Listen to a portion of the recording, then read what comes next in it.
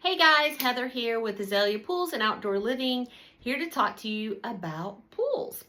So I thought today I would do a little Q&A of a couple of questions that people ask, and sometimes they don't know to ask, or some of our most prominent questions. Of course, the number one question that we get is, are pools really that expensive? Yes. They are insanely expensive. In fact, I'm going to show you a love letter, as my husband likes to call them, from a supplier that shows a 6 to 8% price increase. I'll insert it here.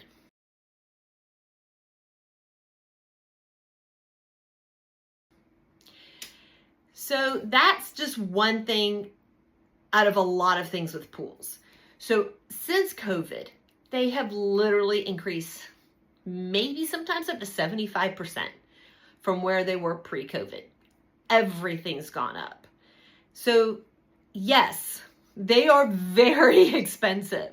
And it is something that you do need to take some time to think about if it's right for you and your family, along with making sure it works for your budget. Another question that we get, are pools super disruptive? I should say, pool builds super disruptive. Yes, we tear up your backyard. Your backyard is a big giant mud pit, dirt pile, concrete basin for a few months. So you have to adjust. If you've got kids who like to play outside, you're gonna have to adjust where they can play. If you've got dogs who need to go potty, you gotta readjust where they can go potty.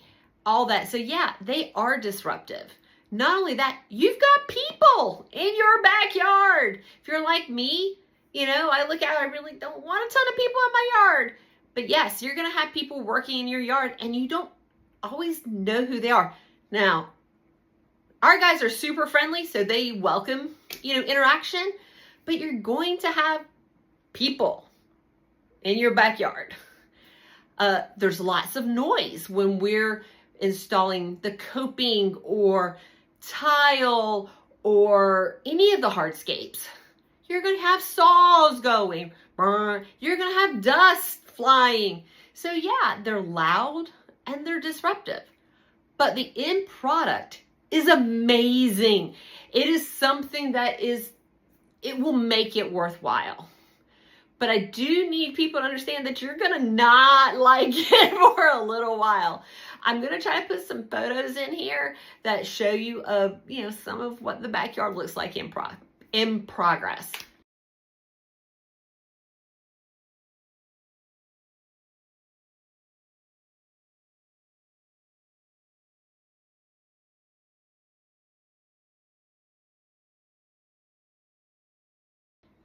Another question is access. So people want to know, what do you mean by access? Well, we need minimum of 10, we'd love 15 to 20 feet on the side of your house to be able to bring equipment down, to bring all the materials down, all of that. We need that to be able to build your pool. If you've got a teeny tiny, we physically can't put anything in there. And unless you're getting a fiberglass pool or a plunge pool, I highly doubt you want us to take a crane and lift equipment over your house. And that is how we install a lot of fiberglass pools. It's really kind of cool. Anyway, but with that being said, we need access. So sometimes we've come in through the back of the property if they're, back up to a road that we can put an little mini access driveway. It's a temporary that will get removed. We can come in that way, or we need access by the side of the house. So yeah, it's kind of important. It's very difficult to build if we can't get back there. Another thing people want to know is, how does rain and weather affect pools? We, as a pool builder, do not like rain. It's inevitable, but we don't like rain. What do we do? Well, if you've got exposed turf area where we're going to put hardscapes, we will put plastic down to protect them so it stays dry. The way I like to tell people, a day of rain will push your project back 2 to 3 days. So we've got the day of rain, we've got to have it dry out some, and then you've got the next day up, that you can physically work. Sometimes it's not quite as long, sometimes it's a little longer. If we have a massive hurricane hit and you've got lots of water, lots of tree branches and everything, yeah, it's going to take a little longer. If it's just a minor rainstorm, may not be that long. But to stick veneer, we can't have it soaking wet. To get adequate compaction for your pool decking, we can't have it soaking wet. There are lots of things like that rain does impact. However, we love rain for plants and grass, and which we also install. So it's kind of we know it's inevitable. We know it's going to happen. We do our best to prepare and to protect your yard and your pool. Another thing we do is if it rains in your pool bowl, and I call it the bowl because we haven't put plaster or water in it. Well, real water, like that you would swim in. Rainwater, we tend to pump it out with a pump. We keep a pump in there so it does move it somewhere else, so we can keep your bowl looking the way it needs to, so we can continue to move forward with your pool build. I think the other question I get a lot is, do we really need a survey? Yes. Why? Because I don't know. If I look at your house and say you have septic, a survey will give me your property lines. Obviously, I need a septic plan on top of that. But I don't know where I can put your pool. You can go, oh, you can put it here. Well, for permitting purposes and for accuracy, I need a survey so it shows me the outline of your house. It shows me your property lines. It gives me distances of setbacks. Maybe you have a blue line stream in the back. Maybe you have a protected wetlands in the back. I need to know this so we can it's for your pool. It's so we can design your pool accurately. If you have septic, yes, we need a septic plan. Now, probably within the last 8 to 10 years.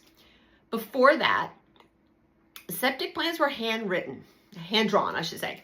We would get a little piece of paper. It'll have a box for the house, which is completely not your house shape. And we'll have some squiggly lines behind it, and it'll have a very inaccurate line that says, oh, you're 30 feet to your septic tank, or 40 feet to your first septic line. I can't do anything with that because it's not drawn to scale. It's not accurate. You're like, well, can't you adjust? They don't like that. We actually do need as accurate and up to date as possible. Thankfully, the last 8 to 10 years, they've gotten to electronic, where we have much clearer lines where it says, oh, your septic should be here, here, here. To be fair, though, sometimes we found that the septic is not where it says on the as-built. The as-built just means your house is finished. This is the final survey. This is where everything should be. So it should be accurate. But yeah, we do need it. Now, if you have sewer, only thing I really need to know is your impervious. And if you don't know what impervious is, I will do another video, but really quickly, and what impervious means is anything that water cannot penetrate on your property. A roof of a house. So your footprint of your house is all considered towards your impervious surface area. Pavers, concrete driveway, that kind of thing, all counts to your impervious surface area. And every property has a maximum impervious surface area that can be on that property. For the vast majority of properties in Wake County, which is the only thing I can really speak to, my guess is it's also going to be consistent for Durham County, for Orange County, for Chatham County, Johnston County. a lot of properties have a maximum impervious of 30% of their property.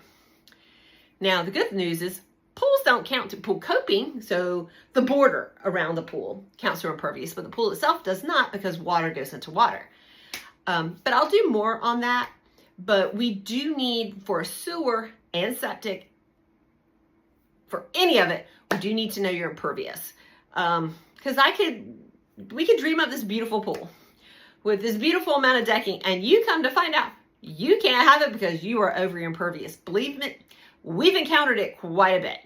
So if you get a survey, always, always, always request to have your impervious count on the survey.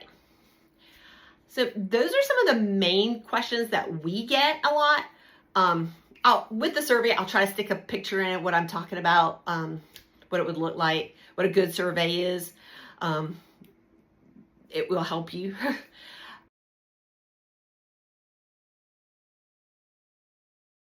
But if you got any other questions, things that I haven't covered, again, we're going to do lots more videos. I know it's been a bit since I've done one, but I do want to educate you. I want to give you as much knowledge and to prepare you to build a pool as much as I can. As always, if you have any questions, feel free to reach out to me, either leave a comment, which I'm, to be honest, probably really bad about looking at. So send me a contact through our website, which is www.azaleapoolsnc.com. That would be the best. And I will see you next time.